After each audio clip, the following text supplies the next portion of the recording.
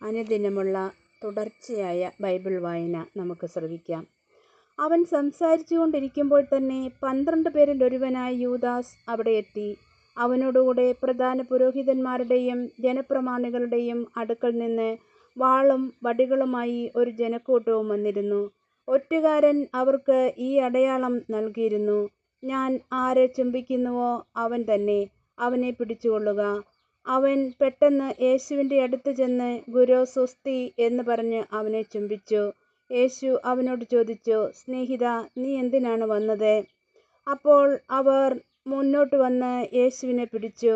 യേശുവിനോട് കൂടെ ഉണ്ടായിരുന്നവരിൽ ഒരുവൻ കൈനീട്ടി വാൾ ഊരി പ്രധാന പുരോഹിതൻ്റെ സേവകനെ വെട്ടി, അവൻ്റെ ചെവി ഛേദിച്ചു കളഞ്ഞു. യേശു അവനോട് പറഞ്ഞു, വാൾ ഉറയിലിടുക.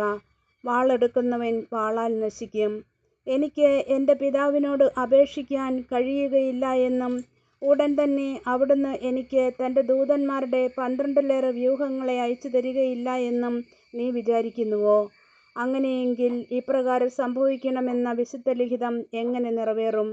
യേശു ജനക്കൂട്ടത്തോട് പറഞ്ഞു, കവർച്ചക്കാർക്കെതിരെ എന്ന പോലെ വാളും വടികളുമായി നിങ്ങൾ എന്നെ ബന്ധിക്കുവാൻ വന്നിരിക്കുന്നുവോ?